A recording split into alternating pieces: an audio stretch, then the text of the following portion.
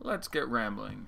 A small, some might say provocative two-game slate this evening. The Rockets playing, of course, against Shenzhen, Shanghai, one of the two Chinese teams. Would have been nice to pick them tonight because all four of the centers are basically out. So always fun to take the Rockets in the preseason, and with the additional distribution of minutes, that would be certainly profitable, and it's going to be an enjoyable game to watch. I look forward to those notes. But we have two games on our slate for our DFS purposes this evening. We have the Bucks at the Thunder, of course, and the big Nugs at the Clipper. The big news of the evening is that the Bucks are resting 4 guys, and 4 more guys are out for injury, so only dressing 12 guys. The starters will be Dante DiVincenzo playing the point, apparently. Bragi there, who will certainly bring the ball up some too. Wood and Zeller starting at the bigs, and Tony Snell, who I think we can trust to be on the court.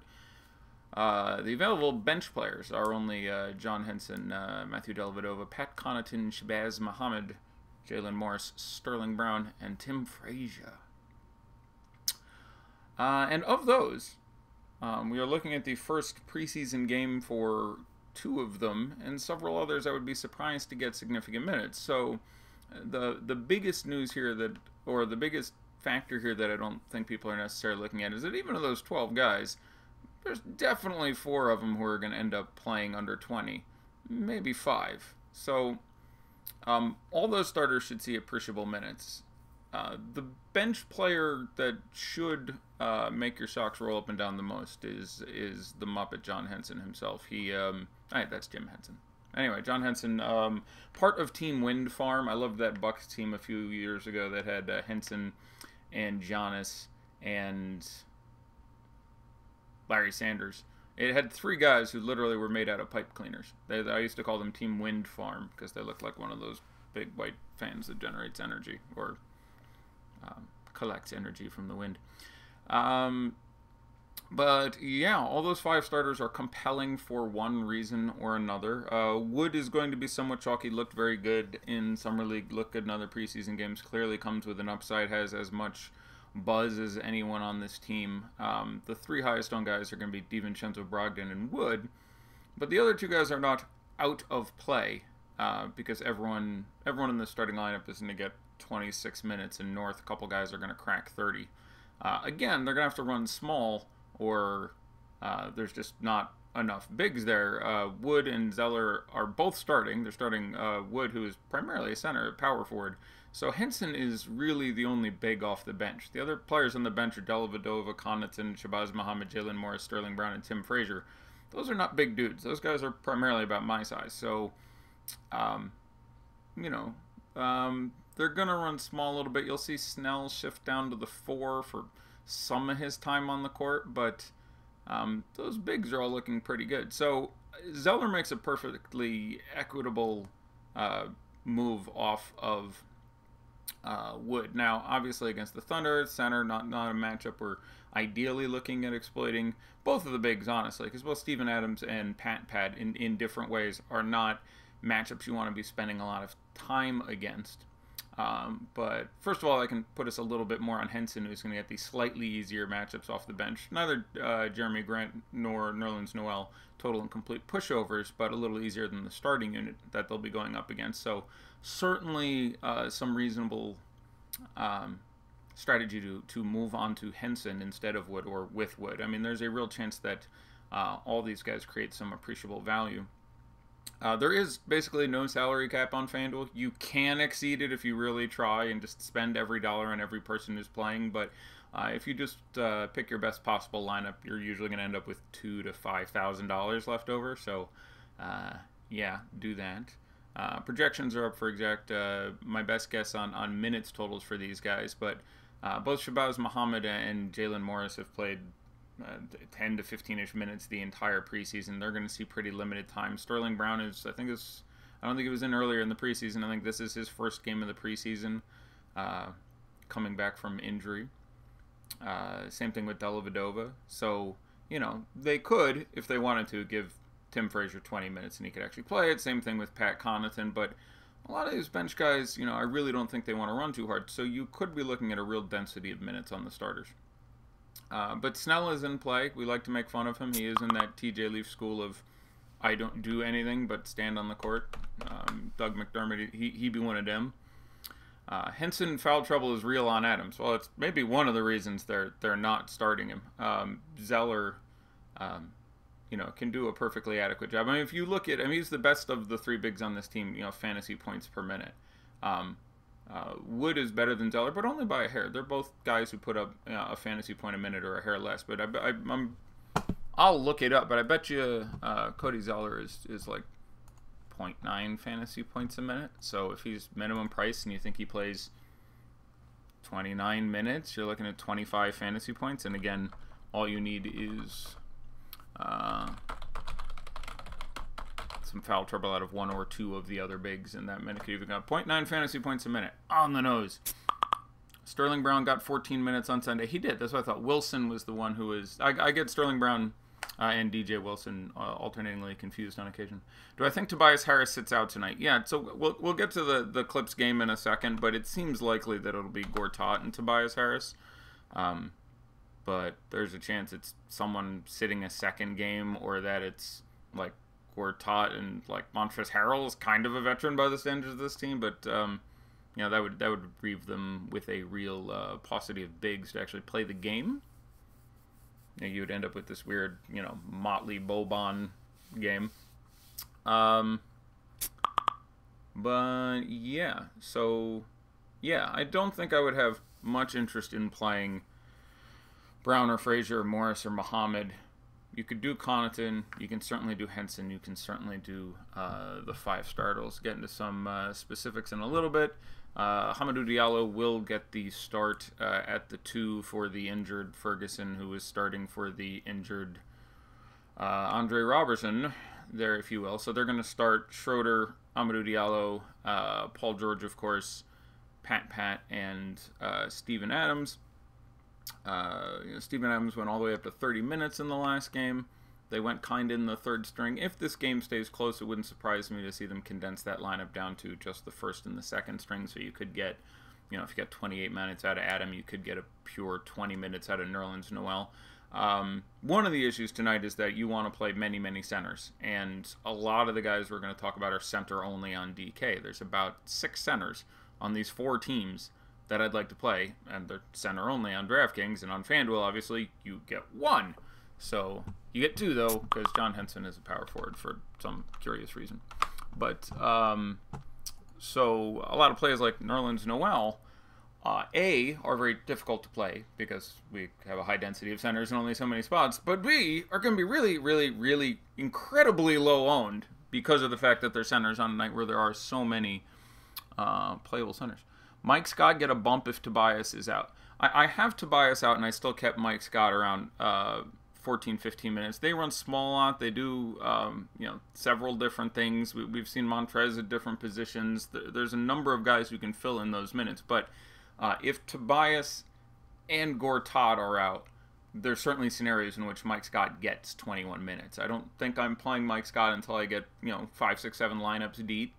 But it's a 2-game slate, so it's always very lottery-like. We're going to have to get a little bit lucky here. I'll tell you everything I know, but Mike Scott would be in the, you know, on that list of guys who can certainly bang out a 28-point game and get there. It's just interesting because of the fact that there's so much good value. So normally, I love that thinking. You know, we get into a 2-game slate, and it's like, all right, we only have these 2 games. The second one's the faster one, both since Doc came out and said, I'm going to sit 2 dudes, and since the Bucks are sitting, again, 8 out of 20 guys. The over-under on the first game fell by about 4 points, and on the second game fell by about 2 points. The second one's, I think, 8 or 9 points faster as of this writing. Not something I'd specifically concern myself with on a 2-game slate. But normally I like your thinking, but there's so much value and very little cap. So when you want Mike Scott to get there, Mike Scott has to kind of outscore Christian Wood and Tyler Zeller and John Henson and Montrezl Harrell and Boban and other people who can. I guess Mike Scott's a forward, so not really a couple of those guys so much, but there's so much good value out there with Dante, obviously, and Bragi Pants and all those guys. Makes it tougher to make the Mike Scott play, because the quality of safer value and the quantity of it are both so much better that it's a little harder to make that play. So I like the thought process, but it's going to be a tough day to, you know, win that value game. But again, you have to find some way to differentiate yourself. Especially with Lou Will playing. Montrez loves the lobs from Lou. Yeah, so talking about the Thunder there a little bit. Again, yeah, Ferguson got, I believe, concussed in the last game. Schroeder was still very good last game, but not quite as dominant as the game before with Paul George back out there. Paul George is going to be hard to get out of a lot of your lineups. He was very, very good last game, although 6 steals and a block inflated that a bit artificially. But he only shot 5 for 16 from the field. You know, they don't plan on reducing their minutes, but there's obviously a chance that even with a couple of their guys out, you know, putting out Paul George and Steven Adams and Dennis Schroeder is enough firepower to decimate a you know, half-strength desultory Bucks team.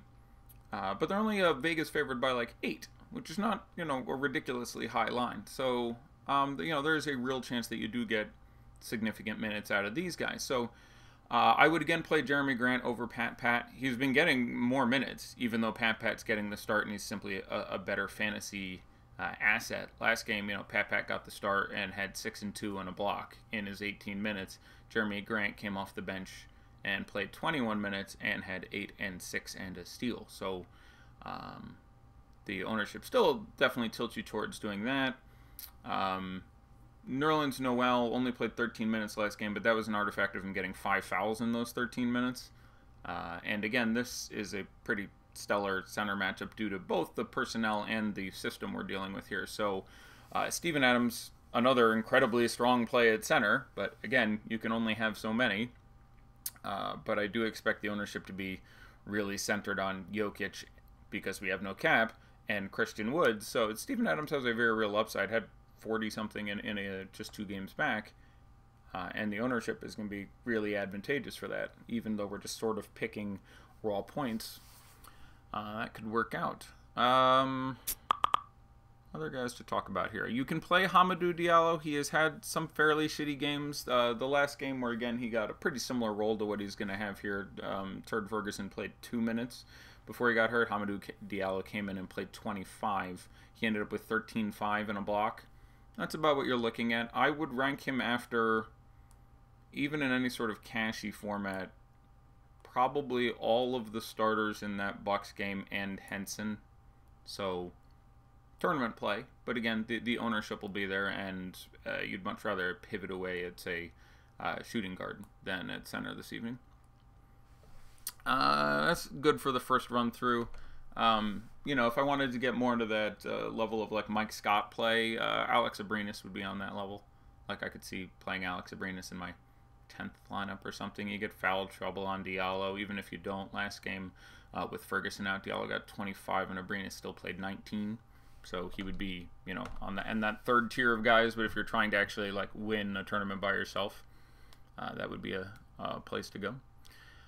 The Nuggets and the Clips. So Coach Malone said at least twice today in 2 different ways, basically, that he was lamenting the lack of cohesion in his starting unit, and saying that, you know, we really need to work things out due to the various injuries and guys missing games and Gary missing games and Jamal not being 100% and Jokic with his finger. They haven't really gelled the way he would like them to gel. So he said if he had he said those starters are going to end up playing 30 minutes one of these last 2 games. They played tonight and Friday. But I'm hoping tonight I can get them out in the 4th quarter and run that full test on Friday. So he's, you know, admitting right from the beginning, there's a chance they're going to get stupid minutes tonight. But even in the event they don't get stupid minutes, again, there's really no salary cap. And, you know, even if they play, I think a reasonable projection would be 24 to 26 minutes for the starters.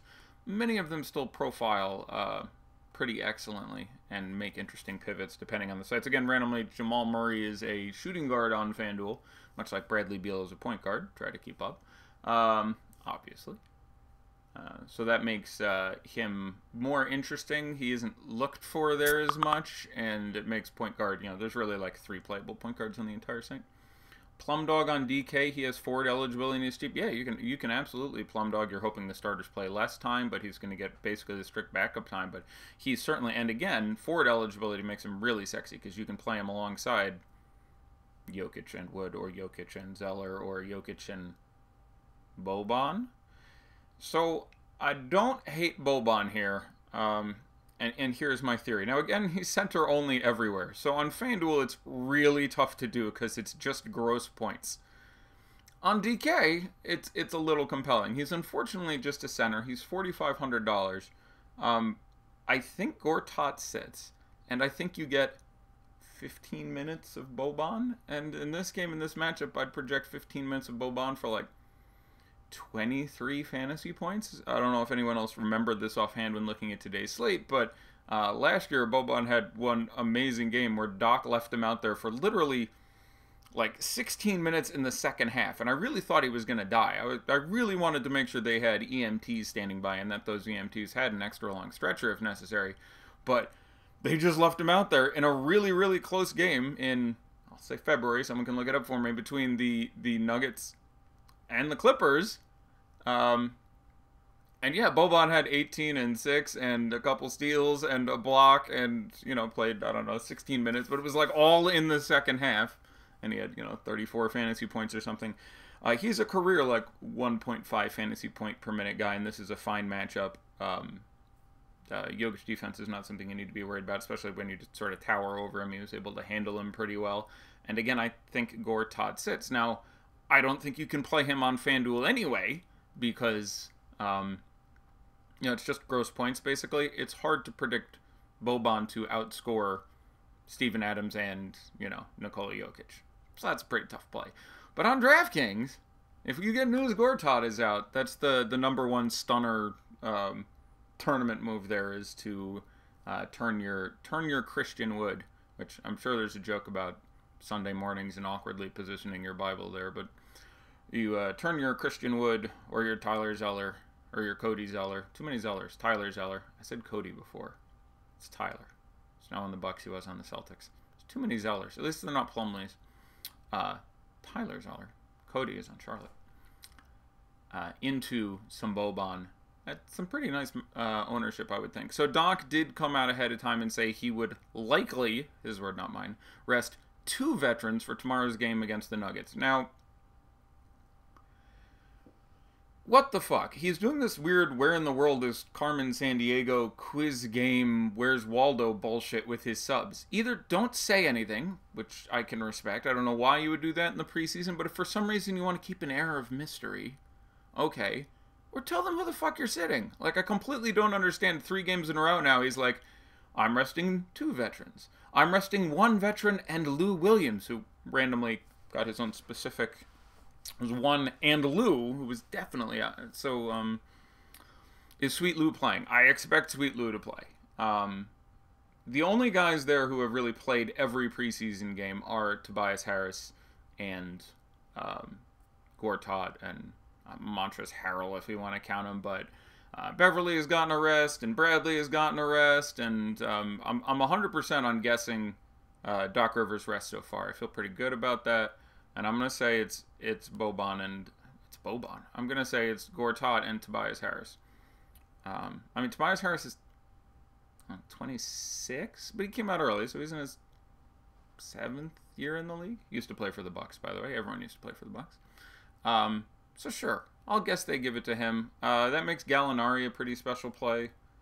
Gallinari sat the last game, which again I got like 6 hours before they called it. That felt good, but I don't think there's almost any chance he sits, and especially if Tobias is out, he's a dude with a lot of upside. He keeps, tearing his ass, and so people don't realize it, but he's a really, really talented basketball player when he's out there. He's tall and he's big, and he makes his free throws, and he can score, and he gets rebounds, and he's like, I really like Gallinari as a player.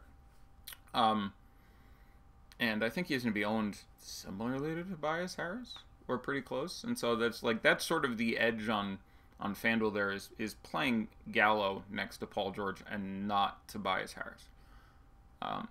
Like, that's almost enough for me to recommend spending more money, because I think there's some good chance Tobias Harris hits 40, 50%. And I expect him to be like 30% owned. So that collectively, 50% of 30% that's the rake in theory if just that gets screwed up. No one was playing Gortat anyway. But they're the guys left who would sit, so I imagine it's those two guys. Other than that, Doc has been still about as dickish as we expected, but somewhat dickish with guys' minutes. I didn't end up projecting a single player on this team over 30 fantasy points. Boban is like my 5th highest projected guy, but he's right there in the middle with several other guys. So Gallinari, probably my favorite player to play on this team. You can always play Lou Williams. I think 21, 22 minutes is likely what you get out of him, especially with this being, the last time a lot of, the kids are going to play the preseason. And this is a team with just a butt ton of guys on the wing. You just have Avery Bradley, who's going to be there and is going to start, and Wallace, and Johnson, and Jerome Robinson, and Teodosic, who I have currently projected to play 8 minutes. He's back and healthy. I think they give him a shift. Shai Gilgeous-Alexander is going to play the 1, the 2, and the 3, and Lou himself. So I think they keep Lou's minutes down, but Lou's always going to be viable in a tournament, especially on a 2-game slate. So feel free to play Lou. I really like Gallinari. Feel free to play Montrezl Harrell, but there's a non-zero chance he sits, but I'd put it as pretty well. Certainly feel free to play Shai Gilgeous-Alexander. Can play Avery Bradley. He played 27 minutes last game or something, so he may have gotten the most minutes on the team last game off the top of my head. So you could certainly run Avery Bradley out there. Again, it's a 2-game slate. You got to be exciting. Yeah. So let's talk about questions. Someone had an orange leather fanny pack strapped on. Beverly? Yeah, I presume Beverly will play again. I imagine he will get not too many minutes. They're going to cycle at least 3 guys in at the point. But he'll play 22, 24 minutes and can make threes and get steals. And you kind of have to play him on FanDuel at point guard. There's, I recall thinking there were 3 playable point guards on FanDuel. It's Beverly, Schroeder, and Shai Gilgeous-Alexander. And Monty Morris. You can play Monty Morris. So there are 4 guys that I think are playable in any capacity there. Is there a chance? Because again, it's just gross points. So, you can play Ray Felton. That would be the next guy who would show up on the list for me. I don't think you could get me down to Dellavedova, but you could play Ray Felton. He's got to be one of the top 2 scoring guys on that list. But the chalk would be Beverly Schroeder, and probably should be Beverly Schroeder. Just looking at the site again for a little bit there. Shooting guard is much more interesting. So it's interesting. There's really 4 vaguely playable shooting guards, or point guards, just trying to pick the highest scorer. There's like 11 playable shooting guards. You have Will Barton, Lou Williams, Jamal Murray, Gary Harris, Malcolm Brogdon, Avery Bradley, Tony Snell, Malik Beasley would be playable. Alex Abrinas is on the outside. Torrey Craig, we're getting a little interesting here. Sterling Brown, Dante DiVincenzo, Hamidou Diallo. I don't think you can get me on Sindarius Thornwell or Pat Connaughton, but those aren't even insane. That's 13. 13 is slightly more than 4, so especially on a site where usually shooting guard is pretty shit and point guard is pretty densely good. Yeah, but it's just picked the 2 highest scoring guys, so I think, you can make certainly a good argument for Barton or Lou Will or Jamal Murray or Gary Harris or Brogdon are all fairly chalky and have a reasonable shot at it, and they'd all be projected within a few points of each other for me. Yeah. Let's, sure, I'll just look at what time. We got plenty of time. I'm going to just keep going through here. So small forward, again, I think the chalk could be Paul George and Harris. I can hope Harris is higher on than Gallinari, and people just don't pay attention, and there's 35% Tobias Harris and Lobster. But Paul George and Gallo would be my favorite. Jeremy Grant in playing tournaments. I don't think Juancho gets enough minutes. So, yeah, again, 3 or 4 guys playable at that position. Power forward, you can do Millsap. It's obviously like Lyles, whose price they will never raise because they don't raise anyone's price. Lyles, Henson, Montrezl Harrell, Christian Wood is going to be really popular. Where to go exactly there is interesting. Mike Scott, we mentioned, is not completely out of play. And then center, it's just gross points. It's hard not to play Nikola Jokic, but if I'm pivoting off of that, it's almost certainly to Steven Adams. It's really hard when it's just gross points to play Gortat or Noel or Plumlee or Boban. Sadly, because playing Boban makes me happy. Top 3 highest scoring guards on slate.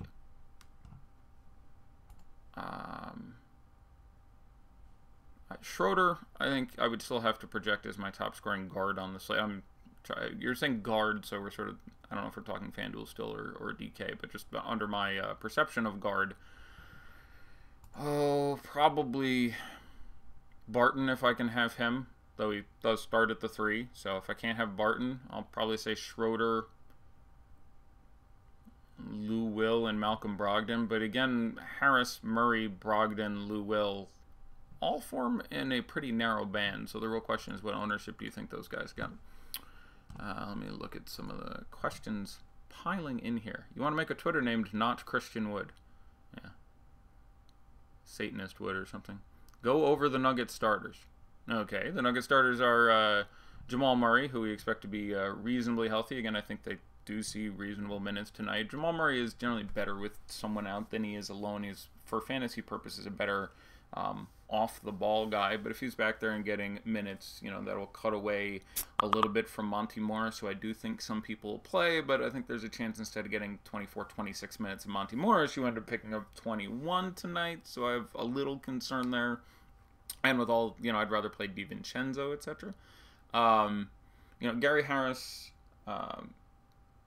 one of my favorite players, plays really good defense, picks up some defensive stats that way. You know, certainly an argument to be made, you know, that this game could end up being a little bit sloppy and that could play into his strengths, but, you know, 3-and-D sort of guy. Sort of like a younger, quicker Avery Bradley at this stage of their careers. I imagine past that they will start Gallo, probably Gallo, Montrezl Harrell. Let me see how I projected it out. I had to project starters to get my thing to run.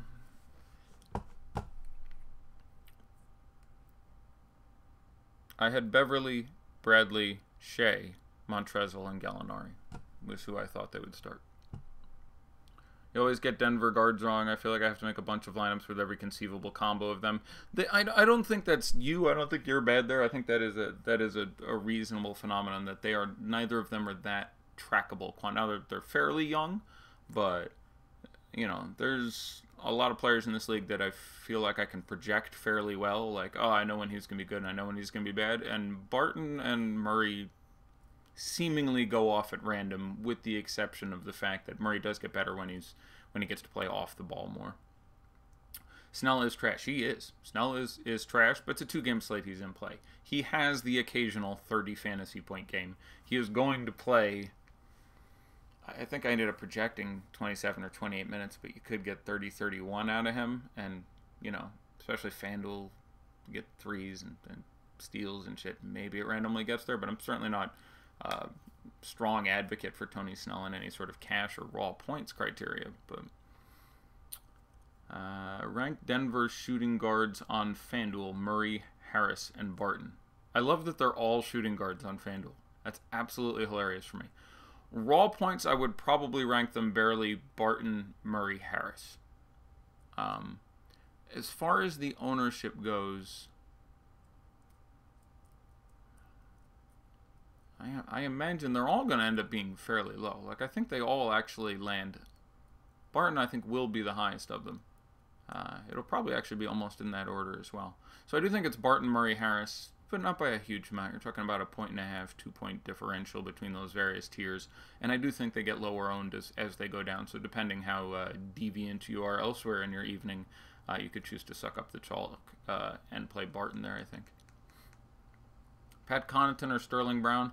Yeah, they're both guys I expect to play in the mid-teens in minutes. I would probably play Sterling Brown between those two guys, just a better chance at a more all-around line. If I missed this, my bad. Pat Beverly, 100% going to play? Not 100%. I think he plays, but it's the Clips, and it's the late game, so no, not 100%. Struggling to get off him and Schroeder as your point guards on FanDuel. Yeah, there's really no one else. If you're worried about it, you play Shai Gilgeous-Alexander, which is a fine pivot. I would project him for barely less fantasy points. I think I may have him projected for more, actually. Give me a second. I have Patrick Beverley with 0.4 fantasy points more than Shea Gilgeous-Alexander. But the ownership will be close between the two of them. Schroeder will be 93% owned on the main slate on FanDuel. It's going to be an impressive number. What centers do you play on Fantasy Draft where you can play 6? I was going to take some pretty special comment to get me to go to Fantasy Draft, but you've done it. Let's head on over to Fantasy Draft and look at the centers, which is enjoyable for stuff like this. But it gets rid of a lot, to me, of the fun things you could do in the game. Is there's no positional scarcity.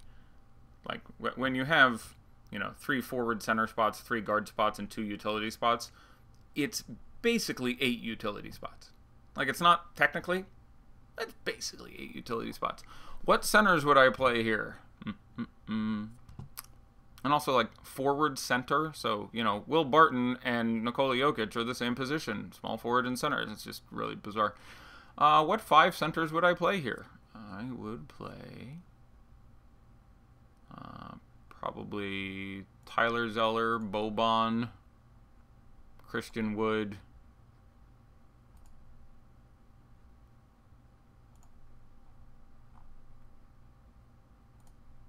Henson. Yeah, forward center. It's Tobias Harris or Steven Adams. I don't know. There's probably too much value there, so probably drop Tyler Zeller or Christian Wood, depending on how chalky you want to be. I'll drop Christian Wood just to be contrarian. So let's see. I'm building a whole fantasy draft lineup. Just going to share the whole damn thing. Right now I have Adams, Henson, Jokic, Boban, and Tyler Zeller, which you can be as chalky as you want with the guards. That leaves me way too much money. Holy shit, is there infinite money. So, okay. Yeah. Okay. There's just infinite money. Infinite money. So, in that case, I have to find a way to get right, because those are my forward spots, too. God, this is dreadful. It would be really nice if Fantasy Draft, when they got a moment, added positions. It would make basketball more, compelling. Positions. So I'll cut Tyler Zeller and put in Paul George, because I would not play 5 centers if it means I have to not play Paul George in there is no salary cap format. So, yeah, I'd probably play Paul George in 4 centers, and you'd probably get, like, Jokic, Adams, Henson, Marjanovic, Wood, some of those guys. All right, I'm leaving Fantasy Draft. That was enough time on Fantasy Draft for a while. Boy, that was fun. Ah, the memories. Remember that one time we went to Fantasy Draft? Had that box of wine? That was good times. With no salary considerations, are you just getting too cute going with someone other than Jokic or Adams on FanDuel?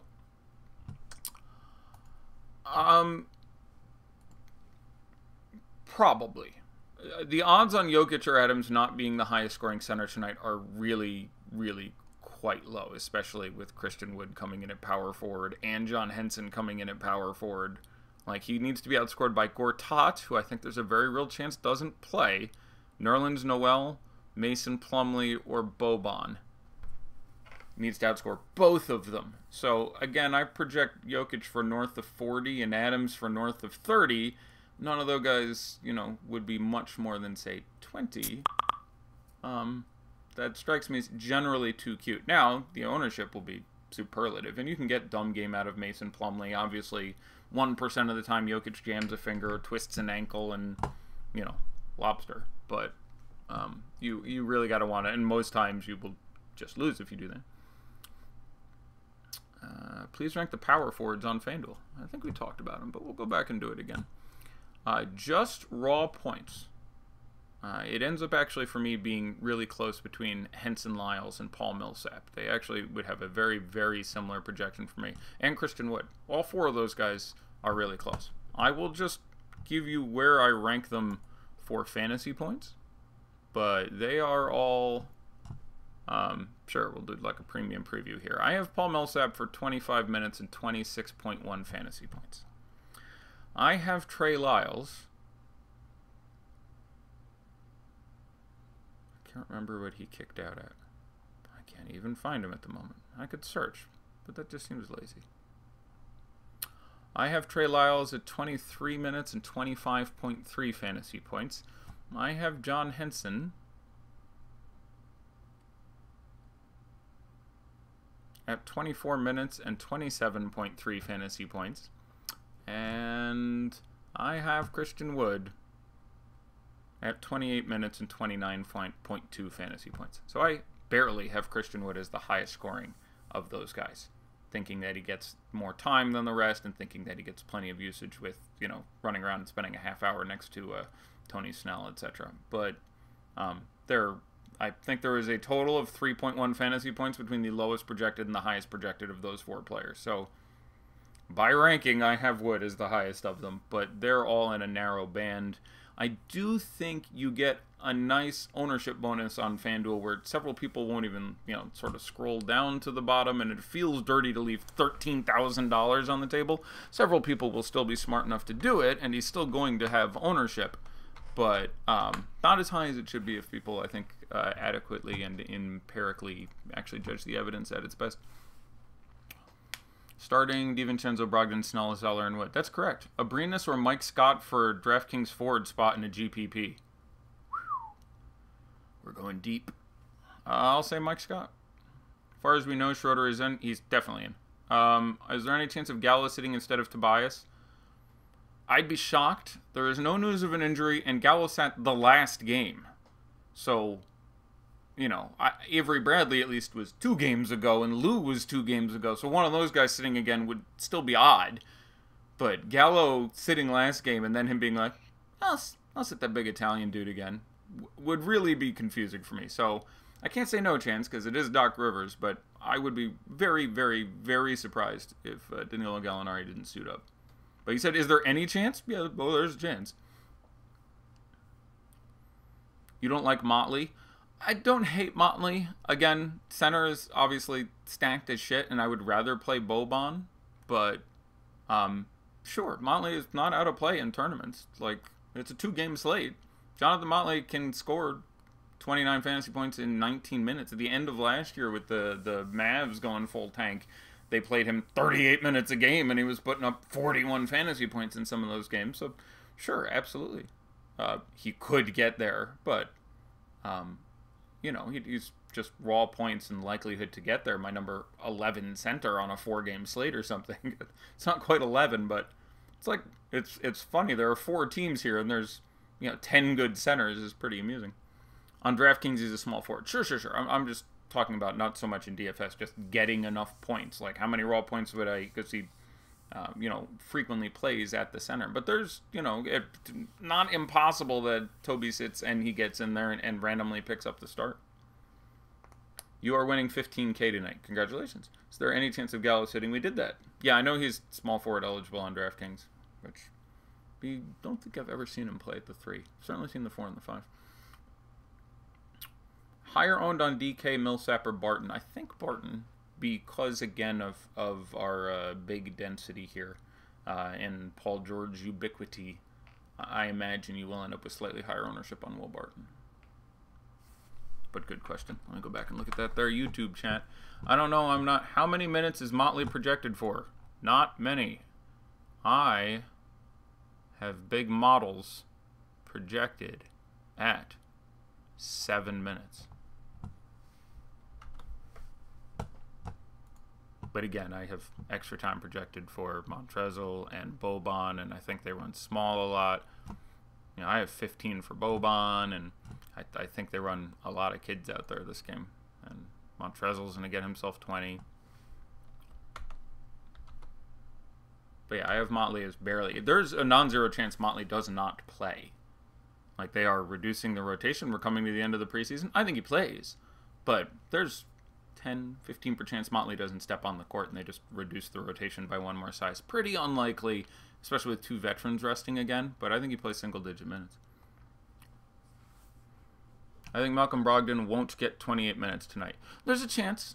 You know, he's obviously got some level of seniority, and the game could get out of hand really, really quickly, and they could be like, all right, kids, go, flourish, have fun, Pat Connaughton, have the game of your life. Like, yeah, if they take people off the court, they would be like, all right, Brogdon, you're out of there. Snell, you're out of there. Let's go Christian Wood and Dante DiVincenzo and Sterling Brown and just let the kids have at it for the second half of the game. I don't think that's the most likely scenario. I think they try to keep what's ostensibly the second unit together a little bit more, but I wouldn't be shocked to see that. Friendly reminder on DK to put the later game guys in the guard forward utility spot. Yeah, again, that's maybe I overthink it. I talk about process a lot and I don't mention that, but yeah, we see that all the time. We see people win the Millie Maker with the wrong guys in the slots.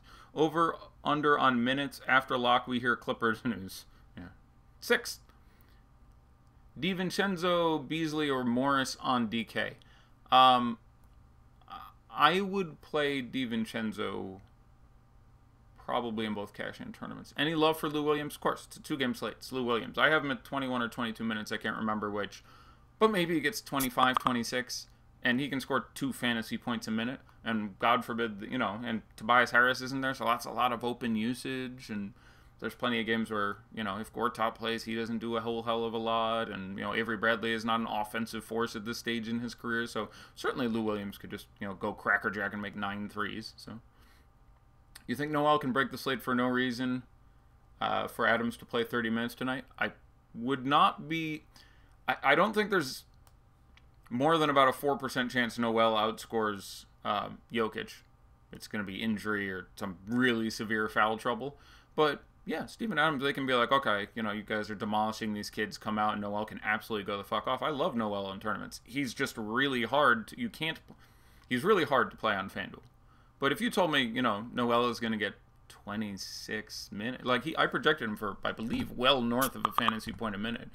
He's another guy who picks up steals and blocks and is sort of a better Jan Mahinmi when we talk about those guys. So, you know, Nerlens Noel, I have projected for 20 minutes and 25 fantasy points. The matchup is stellar, so I love Noel in tournaments.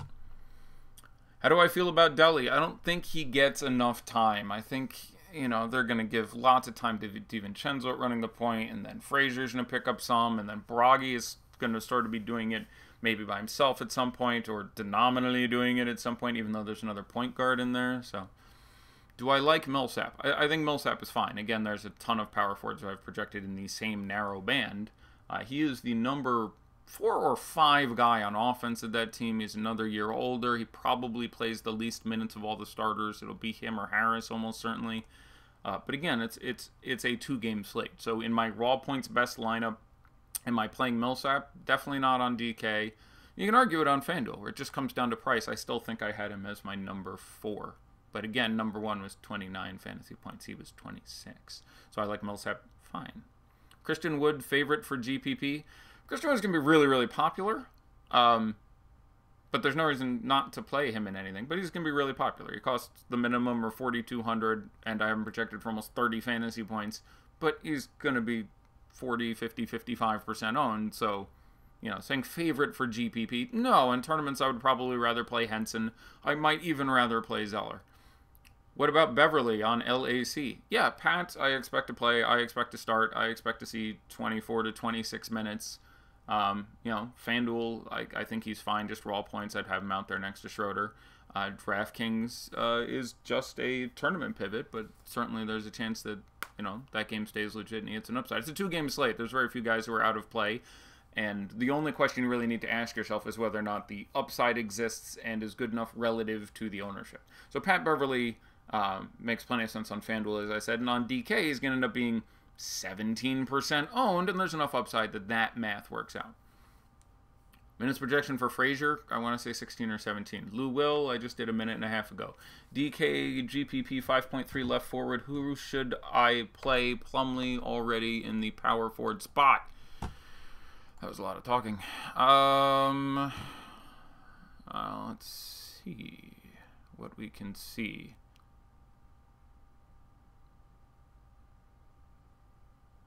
I have a feeling my answer is going to be Jeremy Grant.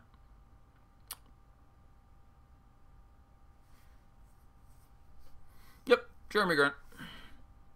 FanDuel doesn't have Frazier. True. I still don't think I could play him. He had a couple decent games in his New Orleans days, could randomly hit an upside, but I think his minutes are in the teens. So, do I think Adams outscores the Joker? No. I have Jokic projected quite a bit higher, 10 points or so. I think he plays more time, probably. I think I have them projected for the identical number of minutes. I think I have them projected both for 28 minutes. But, and Steven Adams' matchup is great, but he's still not Nikola Jokic. Would I play Lyles over Millsap in cash? Again, I have them projected almost identically. Cash, probably not. I think Millsap is enough safer by a bit that even though I project him for a point less, I would probably play Millsap over him. Gary Harris or Avery Bradley on DraftKings? I'd play Gary Harris. Can't wait for tomorrow's slate. Me neither. Ship My Money DFS will be next to me as well. I'll actually be able to keep researching and working as the show progresses. Small forward on FanDuel. Hard to figure out who to pair with Paul George for GPPs. I don't think it's hard at all. I think it's Danilo Gallinari by a light year. Like, after that, I don't know who I throw in there. But I think it's Danilo Gallinari by this much. Like, people will not play him because they're going to play Harris, and I think some percentage of people are going to pay the rake tonight who play Paul George and Tobias Harris. And my worst case scenario is they both play. But I'm going to be pretty surprised if Gallinari sits. He's at the last game. If Gortat and Harris end up playing, where do they fall in the overall rankings? I can't answer that without knowing who sits. Also, you should know that Doc Rivers said he would probably sit 2 veterans. He used the word probably. So there's a real chance he goes, fuck it, everyone's playing. Or he sits 3 veterans, or I have no idea what's going to happen. So my answer to that question would entirely depend on what. But last night, I redid the, for the late slate, I redid the Warriors and Suns projections. I will endeavor to do that again this evening if I can. So when we get the Clips news, I will compile and spit out some information based on that. How many lineups would you have to play before you throw in a flyer on Tobias? Right now, you know, DK is obviously a different animal. Right now on FanDuel, I really don't think I'd play any. I would just risk it. I would just be like, fuck it. Hopefully this works out. But that's just me. Like, if you're honestly saying how many would I have to until, probably if I played 150 lineups on FanDuel, I would play no Tobias Harris tonight. It just doesn't math out right for me. But I am obviously absorbing a significant risk. There's always a question where, no matter who you are and how you're playing, whether or not you hedge to just not be all in on a dude. So for me, it's the better play to play Gallinari, not play Tobias Harris. So I would just play lots of Gallinari, and I'd play no Tobias Harris. 1 lineup or 150 lineups. There are other people for whom that makes it uncomfortable, because if Gallo, well, obviously any night if a guy you're playing all of gets hurt or slips, you get screwed. But also if Tobias Harris gets played, he obviously could go off and ruin your whole slate. So there are people who are uncomfortable playing 0 Tobias Harris tonight in their 150 lineups. That's not me. I just want to play the best lineups, and if you're using appropriate bankroll management and not spending more money than you're perfectly happy to lose tonight, then I don't think it should be you either, but everyone plays for their own reasons, and I would never deign to tell you what your criteria should be. But my answer to your question is I just would not play Tobias Harris at this point on a site without late swap.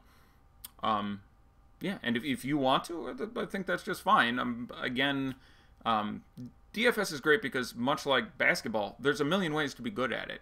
And there's just a million ways to do it. So I attempt to just give as much information as I can, and then let you decide what to do with it and how to best please yourself. Lou Will or Brogdon? I would probably play Lou Will in a tournament for what I think will be lower ownership, but it'll be close. Minutes and point projection for Trey Lyles, I just went over, but it's approximately 24 and 28. Is Beverly going to play? I'd say 90%. Brogdon or Senzo DKGPP? Senzo. Dante DiVincenzo. On DK, probably Brogdon for me by a little bit. I think DiVincenzo's a little bit more popular. Sorry, I was doing some stuff for work. Someone's saying something. Nothing. Got it. How many out of 10 lineups would I have for Toby on FanDuel? I would play 0 again. It's basically the same question. The little green check on FanDuel when players are confirmed is such a cool touch. Did they put that in? I know it exists as a feature. Hey, look at that. Yeah, confirmed Schroeder, DiVincenzo, George. Very nice. You're the man now, dog. Finding Forrester. And humorously enough, that guy's name was Jamal Crawford. It's hilarious. The kid in Finding Forrester, his name was Jamal Crawford. Jamal Crawford. Lou Will and Gary Harris at shooting guard tonight on FanDuel. Fine with it. Fine with it. Yeah, I mean, when I do projections, I amortize a lot of things together and then sometimes make a manual adjustment. But it looks at, you know, fantasy points, you know, per game in the last year, pace, a million other things.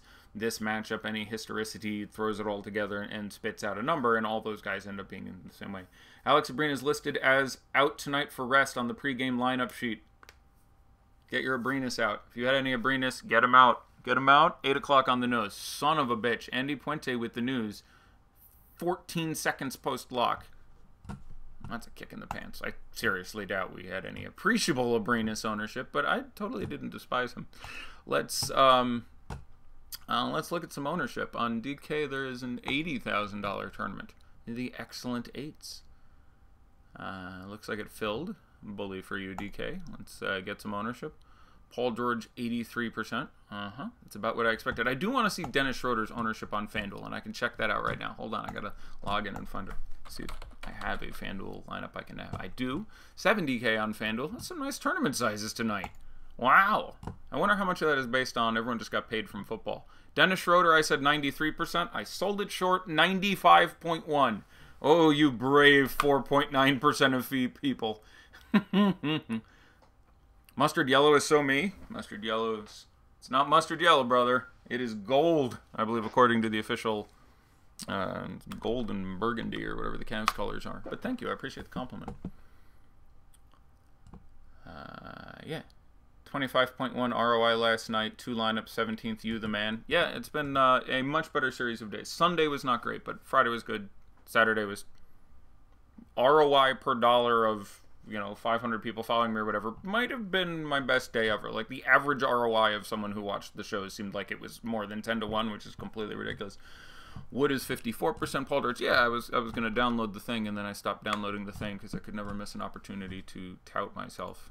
You know, it's ego, it's a sin.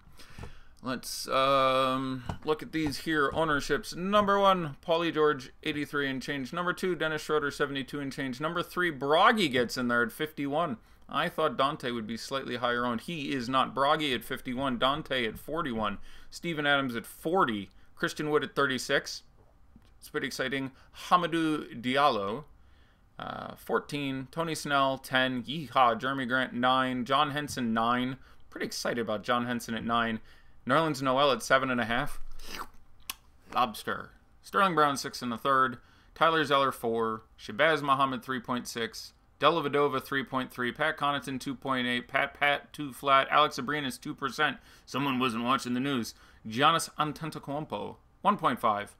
Ray Felton 1.5. Eric Bledsoe 0.75. Chris Middleton 0.7. Timothy Luwawu-Cabarrot 0.5. Brooke Lopez 0.23.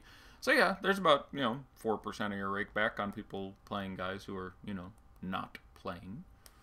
So that's always nice when that happens. Zeller 4% on DK, $8 GPP. Right, and that's pretty exciting.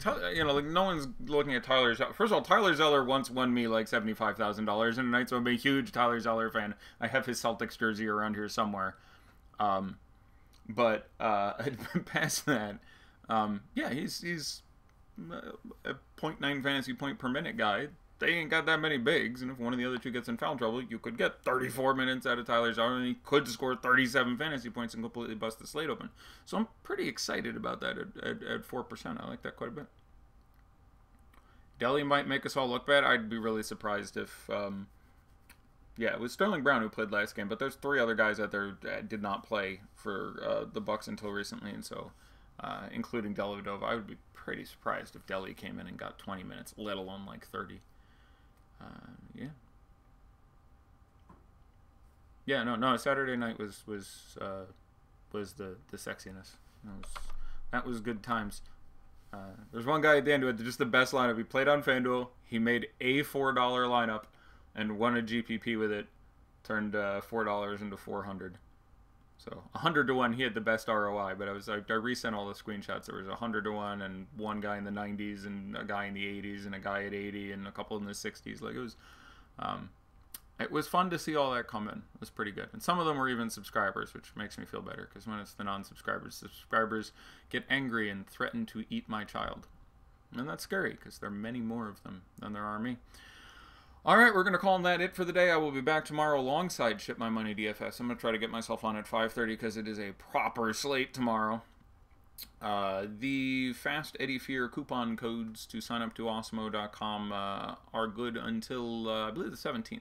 So, proper opening day. There are 2 games on the 16th, and naturally $1 million contests, because nothing says $1 million like getting first place and getting your $2,100 share of it.